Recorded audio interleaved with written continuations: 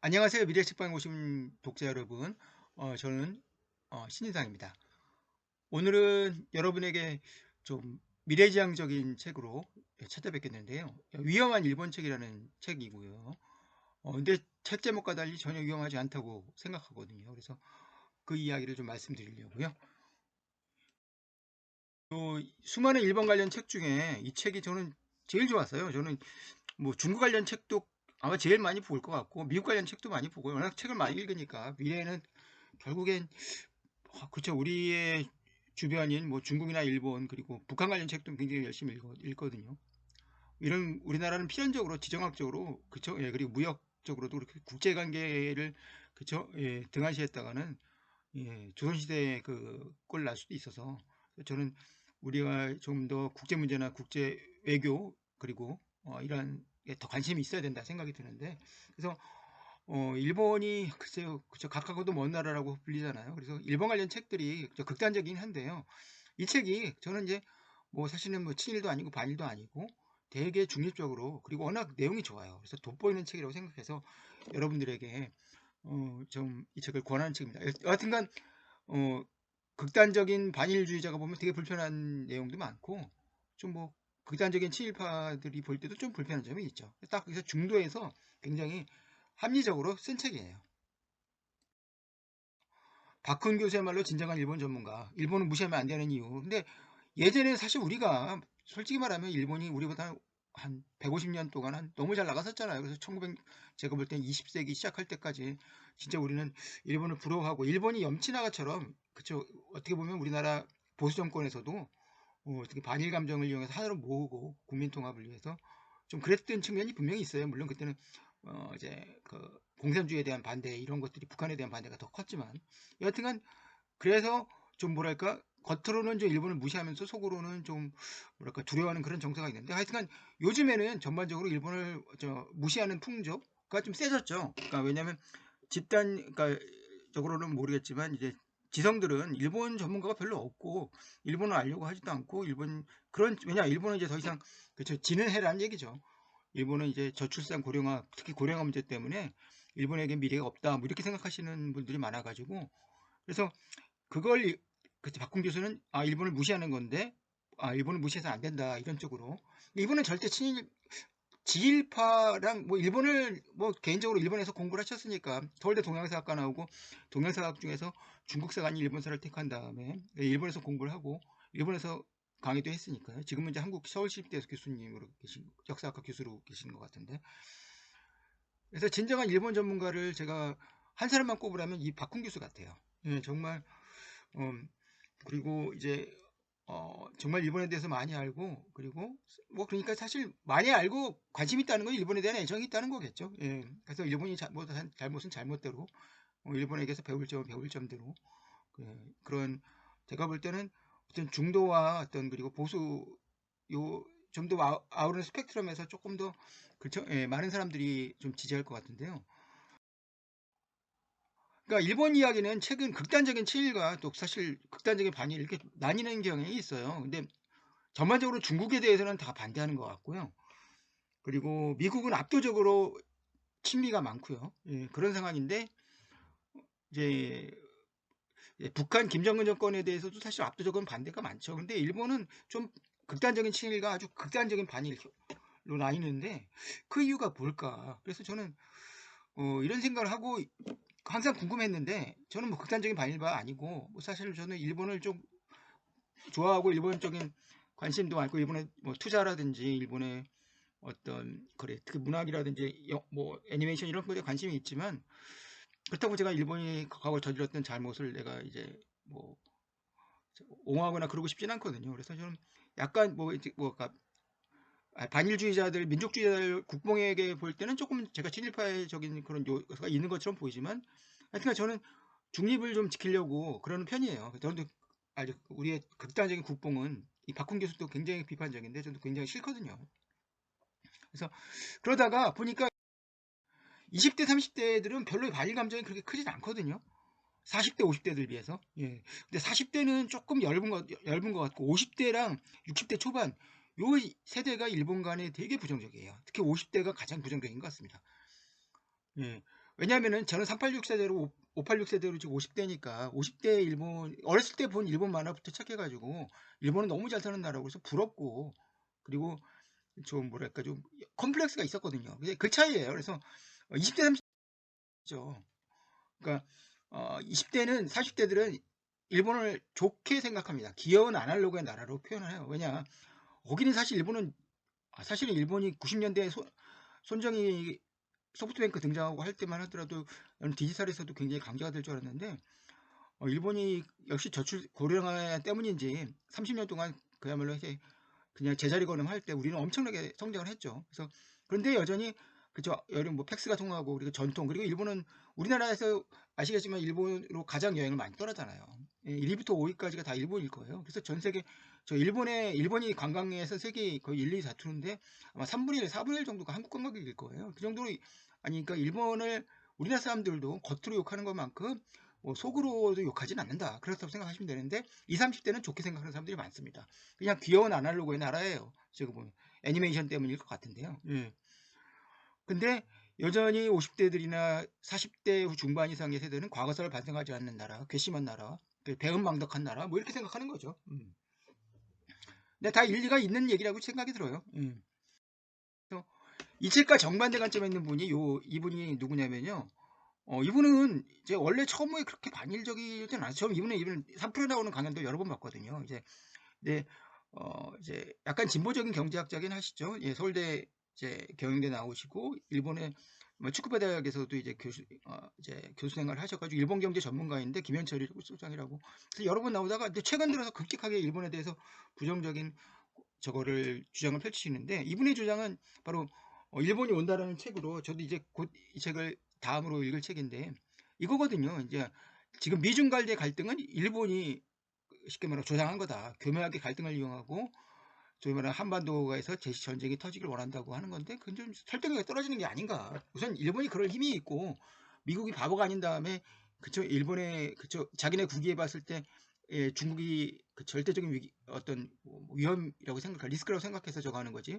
일본 말을 듣고 일본의 어떤 이간질 때문에 미국이 중국의 반대편에 쓰는 건 절대 아닌 것 같거든요. 절대 그러니까 어떻게 보면 저는 일본에겐 그런 힘이 없다고 생각해요. 그러니까 여태가 김현철 교수의 어떤 유튜브가 워낙 그쵸 충격적인 제목을 뽑아가지고 3%에서 288만 뷰를 기록했지만 저는 그런 주장의말로 일본을 어떤 과대평가는 그죠? 일단 일종의 망상적인 어떤 생각이 아닌가. 그래서 하여튼 근데 반대 관점에 있는 분이죠. 이분이 뭐 이제 우리나라 이상하게 좌파가 그죠 미래 진보적이지 않고 좌파가 어떻게 보면 우리나라는 미국의 유럽이나 유럽의 보수가 해야 될 민족주의를 택하고 있는 참 희귀한 나라잖아요. 그런 면에서. 예. 저는 근데 여튼간 이분의 관점이랑 굉장히 대립되어 있는 분입니다. 정말 이제 한번 그 이분을 박훈 교수의 책은 그죠? 보면 이제 제가 결론을 미리 말씀드리면요. 98년도에 김대중 대통령과 오부치 일본 총리의 어떤 선언을 굉장히 극찬했고요. 저도 김대중 대통령을 개인적으로 굉장히 존경하고요. 일단은 그 당시 그쵸 우리나라의 반일 감정이 지금보다 더 셌을 텐데 그쵸 김대중 대통령이 일본 문화 개방하고 그쵸 일본까지 가서 그렇게 이제 오부치 선을 이끌어내 가지고 사실 김대중 대통령이 그랬거든요. 한일 간의 관계 중에서 그렇죠. 임진왜란 7년이랑 그리고 일본이 한국을 침략한 한 40년 정도를 빼면 정말 좋았다. 우리가 그렇게 원수가 돼서 싸울 일이 없다라는 게 김대중 대통령의 주장이었어요. 그리고 저는 이제 김대중 대통령을 칭찬하는 이유는 그렇죠. 그러면서 한발 빠르게 일본이 그렇죠. ADSL이라는 이 ISDN 이렇게 해서 그리고 자신의 안에 컴퓨터 이제 고집을 하느라고 IT에서 뒤처질 때 우리는 정말 디지털에 빨리 갔죠. IT에서. 그래서 저는 어떻게 보면 저는 김대중 대통령이 한 90년대 후반에 어떤 뭐랄까 IT 혁신 때문에 지금 대한민국이 먹고 산다고 생각해요. 솔직히 말하면 그 후에 대통령들은 다 사실 뭐 이런 얘기하면 좌우다육하겠지만 거기서 거기였던 것 같아요. 예. 그리고 시진핑은 그 전에 아시겠지만 그 이상하게 그러니까 생각 볼 때 시진핑은 국수주의자는 아닌 것 같아요. 이제 민족주의자와 어떤 국수주의를 잘 이용하고 때에 따라서 일본을 공격도 하긴 하는데 상대로 일본에 대해서 오히려 그 전에 이제 후진타오나 저기 이제 이제 후타오 때보다는 오히려 일본을 더 긍정적으로 생각하고, 근데 후진타오는 오히려 일본에 그쵸, 유학을 잠깐 그때 덩사업한 때 갔으니까 더 우호적일 것 같은데, 훨씬 더 시진핑 때가 일본이랑 더 가까워진 게 아닌가. 그래서 이제 그 제가 볼 때 시진핑은 그냥 딱 그죠, 뭐 그러니까 지금 현재 일본에서 일본이 극단적인 이제 소위 말하면 이제 재무장만 하지 않는 한 얼마든지 친구가 될 수 있다 생각하는 것 같더라고요. 예. 뭐 그런 것도, 그러니까 아시겠지만 저도 박훈 교수의 책에서, 근데 일단 우리나라는 일본 왕을 뭐 저도 이제 아니 부르는 대로 천황이라 부르든지 암나대왕이라 부르든지 일본이 불러주는 대로 불러주는 게 맞지, 그게 무슨 자존심이라는 생각이 저도 똑같이 박훈 교수님 하는데, 일단 일본에서는, 중국에서는 언론들이 공식적으로 천황이라고 합니다. 그리고 우리는 우길스청기가 이제 그 이사들 어떤 전범기라고 해서 지난 정부에서 이제 자위대 해상, 이제 소위 말하면 국내 진입이 막았잖아요. 근데 중국은 그러지 않았어요. 그래서 오히려 보면 이제 사실 다 당하기인 거로 따지면 중국이 훨씬 우리보다 더 심하게 당했잖아요, 일본한테. 그런데도 불구하고 조금씩 뭐랄까요, 일본과는 좀 확실히 시진핑이, 왜냐면 좀 가까워지려고 하는 그런 느낌을 좀 받고 있습니다. 이 책은요, 한마디로 말하면요, 결론은 이거예요. 한국은 지정학적 지옥이고 일본은 지리학적 지옥이다. 야, 어쩜 이렇게 정말 걸맞은 표현을 하는지, 정말 촌철살인 아닙니까? 예. 한국이나 일본이나 지옥인데 일본은 정말 지리학적으로 지진 때문에 지옥인 거고요. 예. 사실 지진만 없으면 일본은 뭐 사실 경제로 보나 저는 뭐 이렇게 이제 어떤 굉장히, 그리고 제가 17세기에 이 책에 나와 있는 조선통신사가 일본 가서 방문했던 기억도 되게 좋아요. 기억이 좀 청결하고 그리고 깨끗하고 어떻게 질서정연하고 이렇게 해서 그 어떤 이제 통신사들이 굉장히 일본을 칭찬하는 쪽으로 썼거든요. 근데 여하튼 일본에게는 지진 때문에, 그쵸, 지리학적 지고, 한국은 그쵸, 한국은 사실상 거의 7년 동안 일본이랑 싸웠던 임진왜란이랑, 그리고 근대사 한 50년 동안 말고는요, 일본이 주적이 아니었고요. 이 중국이랑 북방민족, 특히 북방민족이 많이 괴롭혔죠, 우리를. 그쵸, 여러 번 정말 많이 침범을 했고, 중국도 당나라 때까지는, 그쵸, 예, 그리고 한나라 한사군까지 해서, 다만 당나라 이후에 그쵸, 한국을 전면 지배하는 걸 포기했다, 우회적으로 어떤 복속국을 한다는 차이뿐이었죠. 한국에서 보면. 그러다가 이제 일본이 그죠, 해양 세력으로 발돋움하고, 그리고 일본이 물러나간 다음에 미국의 영향을 받고, 그래서 보면 이제 거기다가 이제 북한이라는 미친 거의 어떤 반미와 민족주의 국가, 그죠, 사실상의 그 왕조의 그런 시대착오적인 것까지 해서 완전 지정학적으로 한국은 지옥이 맞아요. 제가 한국이 참 살기 힘든 이유는요, 그죠, 예. 근데 한국 사람, 그러니까 일본 사람은 그렇게 묻는데요, 툭하면 이제 동해에다 미사일 쏴고 그런 한국 보고 한국에서 살 수 있겠냐고 하는데, 한국에서는 왜냐, 익숙해졌잖아요. 그쵸? 예, 그게 어쩌다 일어난 일이라서 이제 너무나 다 익숙해져서, 사실 보면 한국, 북한이 남한을 치거나 전쟁하려고 하는 게 아니라 뭐 다른 목적에서 하는 것 같다는 느낌을 이제는 한국 보수들도 받을 것 같거든요. 그래서 이런 말로 한국과 일본을 얘기합니다. 근데 정말 어떤 적나라하면서도 정확하더라고요. 그래서 이 책을 제가 정리를 해봤는데, 우리가 일본에서 잘못 알고 있는 사실 10가지를 한번 뽑아봤어요. 일본은 해군의 나라다. 과연 그럴까요? 예, 일본은 사무라이 나라의 나라죠. 사무라이는요, 해군이 없어요. 그러니까 일본은 해군이라는 게 사실상, 그죠, 1860년대에 아시겠지만 메이지 유신 전년도에 암살당한 그 우리나라의 한국계지만 거의 일본인에 가까웠고, 일본인보다 오늘 일본을 더 사랑하는 손정희가 정말 사랑하는 사카모토 료마가 지금 일본을 만든 거예요. 왜냐, 일본 회사 설립하고 일본이, 그쵸, 어떻게 보면 저는 이토 히로부미나 후키자와 유기치보다 일본의 어떤 근대화나 일본의 어떤 지금 현재를 만든 사람은 사카모토 료마라고 생각하거든요. 그러니까 손정희는 그랬잖아요. 그 본인이 미국 유학 갈 때도 자기가 제2의 사카모토 료마가 돼가지고 일본을 IT와, 그쵸, 인터넷이 그때는 나오지 않았지만 80년대, 그렇죠. 예. 세계 어떤 일본의 문제, 소프트웨어나 IT 쪽에 약하다는 걸 알아서 그쪽에서 일본의 경제력을, 그죠, 세계 최고로, 그리고 중국이 부상한 다음에 일본이 미국과 중국을 버금가는 제3국으로 만들겠다고 했는데, 그게 잘 안 되는 거죠. 한 사람의 천재로 나라가 바뀌는 건 아닌 것 같아요. 근데 일본은 여튼간 해군의 나라인 적이, 그때 이후에는 1860년대 이후에요. 사카모토 료마 이후에. 그 전까지는 육군의 나라고요. 만약에 일본이 해군이 강했으면은 이순신 장군한테 몰살당하지는 않았겠죠. 그랬으면 우리 아시겠지만 일본 육군은 그쵸, 우리를 초토화시켰잖아요. 우리 관군들을.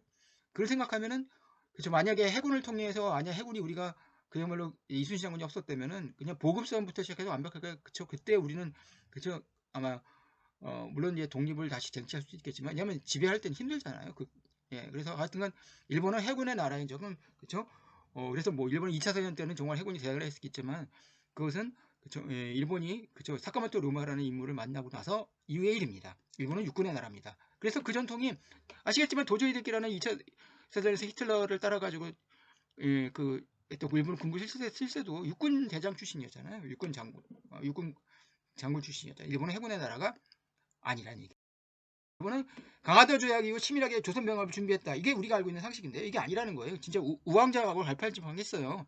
이토루 히로부미조차 어떤 정한노니까 꼭 굳이 한반도를 병탐해야 되느냐 아니면 다른 방법 이런 거를 많이 쉽게 말하면 찾아보면 일본이 얼마나 갈팡질팡하고 그죠? 예, 그리고 아시겠지만 뭐그 1880 이모군란 이후에 우리 아시겠지만 우리는 거의 인식 못하는데 한 7년 동안 사실상 위안스카이가 통감으로 있으면서 우리는 청나라의 지배를 받아서 했잖아요. 그 기억을 또 그렇죠. 예. 그러다가 그래서 일본은 저 뭐랄까 강화도 조약이고 어떤 치밀한 계산으로 조선병을 차근차근 준비한 게 아니고 일본에도 수많은 의견들이 있고 수많은 이견들이 있고 수많은 세력들이 있어가지고 갈팡질팡하고 우왕좌왕했었다는 거죠. 예.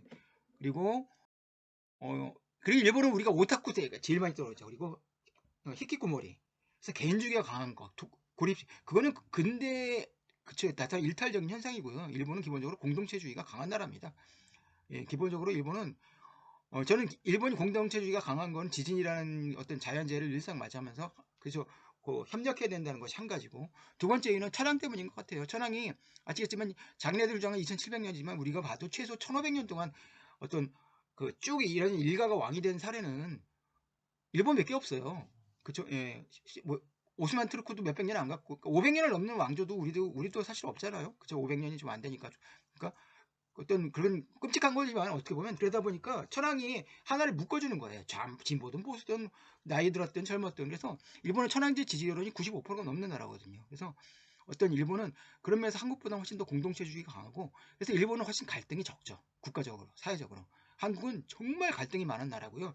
저자가 표현하는 대로 한국은 정말 민심의 나라고 민심이 얼마나 조변석게 하는지 이번에 어떤 강서구청장 보궐선거에서 나셨잖아요. 불과 1년 전에 1년 6개월 전에 2.8% 차이로 이긴 정당이 그쵸 여당이 거의 20% 가까이 미칠 정도로 그렇게 민심이 우리는 굉장히 많이 변합니다. 그러니까 우리는 주인이 그러니까 쉽게 말하면 공화국이 딱 맞는 나라예요. 왕정이 안 맞는 거고. 그래서 우리는 훨씬 더 그리고 어떤 유동성도 강하고요. 그렇죠? 그리고 무엇보다 상승 욕구가 일본보다 훨씬 강하기 때문에 서울에 살고 싶다든지 아니면 서울대 가고 싶다든지 그런 욕구가 훨씬 더 강하기 때문에 우리는 개인주의가 일본보다 훨씬 더 강하죠. 그리고 상승 욕구나 유동성 그래서 발전을 했던 것 같아요. 그리고 그래서 우리가 한때 사실 일본이 한 짓을 생각하면 밉지만은 그렇죠. 예, 일본은 우리가 어떤 소위 말해 봐라 저 옆집에 아시아에서 유일하게 잘 나가고 선진국이고 식민지 안 된 유일한 나라고 뭐 이런 것들 얘기하면서 그런 데서 일본은 우리가 한편으로 삼성 같은 기업이 전형적으로 그쵸 일본에 많이 영향을 받고 그쵸 어떤 그랬던 기업이잖아요. 그런 면에서 조금 보면 일본을 뭐 제가 지금 약간 이 다른 얘기를 하는 것 같은데 개인주의 공동체주의 얘기하다가 그래서 여튼간 우리가 이제 일본은 그쵸 공동체주의가 맞고요. 공동체주의 덕분에 이 정도까지 살다가 그쵸 일본이 어떻게 보면 개인주의와 어떤 개인의 고립 이런 것들이 퍼지기 시작하면서 그리고 이게 고령화와 맞물려서 90년대 후반부터 잃어버린 30년이 되지 않았나 이렇게 생각이 들어요. 일본의 천황은 권위만 있을 뿐이다. 이게 맞죠. 지금은 현재는 맞거든요. 근데 2차 세전전에 저도 이제 그 일본 관련된 책들을 보면 천황은 그래도 천황이 결정한 건 딱 세 가지 사건이었는데요. 제가 알기로는 일단 히로히토 이제 도저히 히데키를 총리로 앉힐 때 오케이 한 거. 그리고 군부가 항복을 거부할 때 천황이 그죠 군부를 그죠 거스르고 그쵸? 항복을 결정한 거.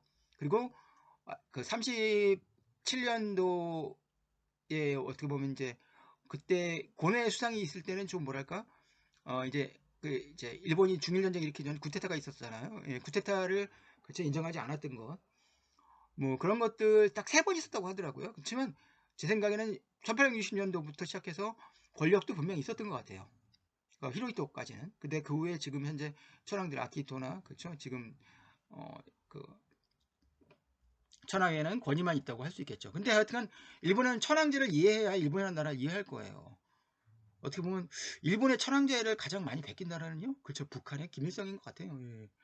가장 1945년 이전에 일본과 가장 유사한 나라를 그쵸 고르라면요, 지금 일본이 아니고요, 예, 지금의 북한입니다. 예. 일본에서는 혁명이 없었다. 이거는 맞는데요. 일본은 왜냐 메이지 유신이잖아요. 메이지 혁명이라고 안 하잖아요. 사실 혁명이라는 말에는 앞에 역성이라는 말이 붙으니까 우리는 혁명이 정말 많았잖아요. 예. 그리고 중국에서는 정말 밀란이 많았고, 예. 중국이 갈등이 가장 심각한 사회죠. 중국 어떻게 보면 지금은 저거 시진핑하의 갈등이 전혀 없는 것처럼 보이지만 실제로는 그렇지 않았다는 얘기죠. 그만큼 왕조도 많이 바뀌었고, 심지어 왕조가 아니라 타민족에 대한 지배도 그쵸, 일본은 한 번도 받은 적이 없고 우리는 뭐 여러 그쵸, 사실상 몽고에게 지배를 받은 거니까 그런 것은 여러 번 있었는데 일본에서는 없었던 것이 뭐냐면 혁명이란 말을 그쵸, 쓰기가 어려워서 그랬었던 거지만 실제 메이지 유신은 사실 혁명급이었죠. 예. 근데 그 혁명이란 말에 왜냐 일본은 기본적으로 이제 자기네들이 천황부터 시작하는 그쵸 그 일제 천황부터 시작하는 1500년에 길게는 2700년의 역사가 있기 때문이라는 거죠. 예. 식민지의 사과와 경제적 배상을 하는 건 역사적 진실이다. 우리가 얘기할 때 뭐 이런 얘기를 하잖아요. 근데 영국이 인도에 그렇죠. 우리는 유일하게 일본한테 사과를 받고 그리고 경제적 배상도 받아냈거든요. 그런 나라 한국밖에 없어요. 대만은 일단은 중국이랑 우리가 생각하는 이상으로 일본과 가깝고요. 그죠? 왜냐? 대만은 중국으로부터 사실상 전쟁 나면은 중국을 지켜주고 피 흘려 싸울 나라는 일본밖에 없다는 걸 잘 알기 때문일 거예요. 그리고 영국이 인도에 사과한 적도 없고요. 미국이 필리핀에 사과한 적도 없고요. 이제 프랑스가 베트남에 사과한 적도 없습니다. 예. 여튼간 우리가 위안부 문제라든지 징용 문제로 그쵸 우리가 사과를 받고 경제적 배상을 받아내는 걸 별도로 국가 차원에서 사과받고 경제적 받은 것은 상당히 이례적인 일입니다. 우리가 잘한 거죠. 예. 박정희 대통령이 잘한 거라고 생각해요. 예. 여튼간 이거는 역사적 진실은 아닌 거죠. 그쵸? 예. 일본이 사실 군국주의 그러니까 그 다른 나라를 침략한 것 자체에 대해서 왜냐하면 일본 내에서도 반대 여론이 많았고 그쵸? 예. 사실 여튼간 어, 어떤 여러 가지 그 이후에 어떤 벌어진 특히 이제 31년 이제 만주국 설립 이후부터 그죠 보면 어떤 제국주의와 어떤 보면 이제 군국주의의 올락이지 그것이 일본인 자체의 본성은 아니라고 생각하거든요. 저도. 예. 그래서 저는 이 부분에 대해서는 이제 분명한 역사적 팩트라고 할 수 있겠죠. 예. 그리고 일본인들은 자신들이 저진 과거의 역사를 외면하고 있다는데 그건 아닌 것 같더라고. 왜냐하면 이 책에 보면은 이 저자는 당연히 물론 일본의 우호적인 사람이지만 일본에서 일하고 일본에서 공부하면서 일본인 친구가 얼마든지 많겠습니까? 그래서 과거 얘기를 술 먹고 나서 하잖아요. 그러면 일본 사람들이 한 말은 딱 하나예요. 스미마셍. 죄송합니다. 그러니까 다 인정을 하는 거예요. 외면하지는 않는 거죠. 근데 저지른 과거의 역사를 외면하고 있는 건 아니고요. 그러니까 우리가 일본인들의 입장에서 할 말이 없는 거예요. 스미마셍 말고는. 사실은 그쵸. 예, 다만 이제 스빈 학생의 함의 그렇지만 그 일본에서는 아시겠지만 일본은 한국이보다는 일본이 어떤 위라는 그쵸? 예, 그것들을 많이 갖고 있었잖아요. 그런데 어떻게 보면 2000년대 이후부터 일본인과 한국과의 격차가 거의 좁혀졌고 지금 거의 대등한 수준이 된 그래서 두려움 같은 걸 느끼고 있는 것 같아요. 예, 그런 면에서 어떤 그 역사에 대해서 자신들이 반성하고 스미마셍이라고 얘기하는 것과 달리 그런 면에서 한국에 대한 어떤 복잡한 감 한국도 일본도 마찬가지 한국도 마찬가지 그리고 이것도 착각이라는 얘기 한국의 국력은 1850년까지 일본을 앞서고 있었다 이건 아니라는 얘기죠 사실 이미 그쵸 예, 도요토미 도쿠가 막부 시절에 아까 이에야스 막부 시절에 그 어떤 쌀 생산량이랑 그리고 은혜 보유량 은혜 당시 전 세계 보유량의 4분의 1 정도 일본이 가지고 있었으니까 그리고 어떤 군사력이라든지 그쵸 예, 어떤 그것까지 뭐 생각하고 또 그리고 어떤 소위 말하면 이제 그 이제 일본의 그쪽 예, 난학이라고 해서 그쵸 서양 문명을 받아들여 가지고 중국 한자어로 번역하고 했던 그런 거 생각하면은요 이미 한국은 그쵸 예, 제 생각에 임진왜란 때를 기점으로 해서 국력면에서 일본에게 사실 뭐 뒤지고 있었던 건 아니냐 그래서 우리가 한 250년 정도 이제 조선시대 중기 이후부터는 사실상 우리가 일본보다 앞선되고 있다고 말하기 힘들다는 게 이분의 주장이고요. 그리고 일본인들 한국에 대해서 콤플렉스를 느끼지 한국이 오히려 일본에 대해서만 콤플렉스 느끼는 게 그렇지 않다는 얘기죠. 한국에 대해서 요즘에 많이 콤플렉스를 느끼고 왜냐 자기네들은 어떤 생각해서 93년도인가 4년도에 일본은 세계 경제 2위에다가 제가 알기로 2인당 GDP도 세계 3위인가 그랬을 거예요. 그러다가 지금 30몇 위로 떨어졌잖아요. 한국과 비슷한 수준으로 떨어졌는데 이제 왜냐 성장을 하지 않은 데다가 계속해서 늙으니까 계속 노인들은 인구에 포함은 되지만 어떤 경제 성장 인구에 그러니까 쉽게 말하면 이탈하는 사람들이 너무 많으니까 1인당 국민소득이 계속 줄 수밖에 없는 거예요. 예. 그래서 제가 볼 때 저자도 그렇고 일본은 되게 한국에 대해서 어떤 그래서 혐한이라는 게 옛날보다 일본이 한국은 반일이 옛날보다 확실히 줄긴 줄었는데요. 혐한은 확실히 저자의 표현대로 좀 늘었습니다. 그래서 그런 점을 반성을 해야 된다 일본이 그렇죠? 예. 그런 면에서 이분의 저서가 어떤 친일파의 책으로 읽히진 않는다는 얘기죠. 그리고 우리 독립운동가들은 무조건 일본 배척을 주장했다. 이것도 아니더라고요. 예, 보니까 김구 선생님도 마찬가지고. 그러니까 쉽게 말하면 침략하는 일본이랑 그쵸? 이 어떤 일본의 정치가들이랑 일본의 어떤 대중을 구분할 수도 있었고 그리고 일본의 장점이나 이승만 전 대통령이 그쵸? 미국에서 쓴 책이 있거든요. 그래서 그게 일본을 만약 비판하는 책이었지만 일본의 공격성과 일본의 침략을 보편하는 거지. 그걸 뺀 일본 자체를 주장한 사람들은 뭐 안창호 선생님이나 그리고 김구 선생님이나 없었다는 얘기예요. 그래서 무조건적인 지금 현재 어떻게 보면 이제 어, 집권 야당이라고 불리는 야당은 거의 그쪽 어떻게 보면 이제 약간 좀 이게 뭐 옳다기보다도 이게 여론에 유리하다고 생각하고 지지 기반을 어떻게 모을 수 있는 길이라고 생각해서 거의 무조건적인 일반 배착을 주장하지만 그렇죠? 실제 우리 독립운동가들도 그러지 않았다는 얘기를 이제 하고 있습니다. 이제 이 두 나라의 미래는 좋아질 수 있다라는 게 결론이 저도 좋아질 거라고 봐요. 그렇죠? 왜냐 20, 30대가 그렇죠? 예. 어쨌든 그래서 일본에 대한 컴플렉스도 없고 일본이랑 한국은 대등한다라고 이런 생각을 가지면서 일본의 장점이라고 할 수 있는 기억은 안 하려고. 그러니까 일본이 우리나라 사람들이 그렇죠? 자연스럽게 뭐 유니클로 있고 그렇죠? 일본 애니메이션 보고 일본 게임 하고 예, 우마무스메 같은 게임 하고 그래서 그쵸? 일본도 마찬가지로 BTS 들으면서 블랙핑크 들으면서 두 나라의 미래는 더 좋아질 수 있다고 생각해요. 예. 일단 2030은 일본에 대한 컴플렉스가 없다는 점 때문에 그죠? 예. 일본과 한국과의 관계는 좋아질 거라고 생각합니다. 단 하나 그죠? 일본이 급속히 우경화하면서 헌법을 개정한다든지 일본이 예. 소위 말하면 옛날에 군국주의로 돌아가려고 하는 뭐 그 정도의 움직임이 보여지지 않는 한 근데 그건 불가능하잖아요. 일본도 알 거예요. 그래서 일본의 구구 세력을 마치 일본의 전부인 것처럼 어떤 호주에서 얘기하는 우리나라 저 좌파론들은 전혀 진짜 어떻게 보면 좀 미래지향적이지 않다는 얘기죠. 예. 그래서 결론은 나왔다는 겁니다. 98년으로 돌아가라. 그렇죠? 예. 김대중 오부치 선언으로 돌아가서 저 일본도 양보하고 한국도 양보하고 그렇죠? 예.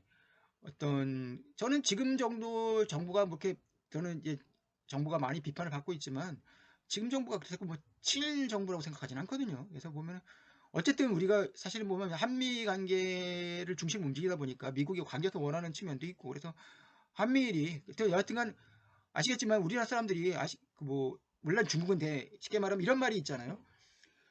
일본은 한국이니까 싫어하지만 중국은 인간이니까 싫다. 그래서 중국은 정말 다들 싫어하는 것 같고 좌우든 예. 북한에 대해서 김정은 체제라든지 뭐 이런 것에 대해서 옹호하는 사람들은 제가 볼 때는 그죠? 예, 소위 말하면 극렬 민족주의자 한 5%도 안 되는 것 같고 나머지 95%의 사람들은 그죠? 쉽게 말하면 겉으로는 욕하면서 50%는 40%에서 50%의 소위 국힘 지지자들은 그냥 일본에서 좋은 생각을 갖고 있고 한 50% 60% 정도는 그죠? 예. 소위 말하면 중도에서 약간 좀 이념적인 성향을 갖고 있는 분들이랑 그리고 진보 진영은 좀 아주 부정적인 것 같은데 98년쯤으로 돌아가고 2002년에 그죠? 그때 뭐 한국이 막 그래 뭐 일본 응원하고 월드컵 때 일본이 한국 응원하고 막 그랬거든요. 그런 시절로 충분히 돌아갈 수 있다고 생각해요. 그래서 지금 좀 저는 이제 지금 현재 어떤 물론 지금은 그쵸 예, 하지만 여튼간 몇 년 안에 그렇게 될 거예요. 책을 평가하자면 야, 일본어는 이렇게 다 재밌게 쓸 수 있을까? 정말 글을 정말 재밌게 잘 쓴다. 그리고 나는 일본의 역사에 대해서 공부할 필요성이 있다고 지금 제가 리뷰를 한 저거 중에서는요 고레카긴조랑 그죠 예, 혼마 문해이사의 어떤 재테크에 관련된 어떤 유튜브가 가장 조회수가 높은 걸 보면요. 그래서 예, 일본에 대해서 확실히 공부하고 재테크를 하려고 그리고 기술적 트레이딩을 하려면요. 일본에 대해서 모를 수가 없죠. 일본은 그죠? 예, 그걸 만든다라니까 캔들 차트를. 여튼간 일본 전문가의 시간에서 보는 한국과의 어떤 독특성. 야, 한국을 진짜 그죠? 배은망 저거 뭐 항상 한국 사람은 일본은 복종을 좀 더 한국 사람보다 잘하죠. 예, 그래서 그때 그 난징에서 그런 만행도 저지르고 그죠? 예, 그런 위안부 같은 못된 짓도 한 건데 여하튼간 그런 면에서 근데 한국은 면정복배를 하니까 항상 겉으로는 저거 하고 근데 그렇게 어떻게 보면 한국 사람들은 그런 어떻게 보면 절대적으로 우리는 사실 어떤 일본의 천황 같은 권위도 없었고 그리고 어떤 국가주의적이 이렇게 쇄도한 요즘에 어떤 소위 말하면 좌파들이 그런 국가주의나 국뽕을 좀 불어넣으려고 하지만 그런 적도 없었던 걸 보면은 한국은 좀 더 개인주의 국가 그리고 그것보다는 좀 가족주의 국가라는 게 맞는 것 같고요. 다만 이제 평소에 일본이 싫은 독자라면 이 책이 만약에 좀 거부감 난다면 그쵸 제가 했던 김현철 교수의 일본이 온다라는 책을 같이 읽으면 좋을 것 같아요. 일본이나 아시아에 관심 있는 이가 그리고 이뿐만 아니라 투자자가 읽으면 또 좋을 책이라는 생각이 들고요. 그래서 5.0 만점에 4.5점을 줬습니다. 끝까지 해주셔서 감사하고요. 도움이 되셨다면 좋아요와 구독 부탁드리겠습니다. 감사합니다.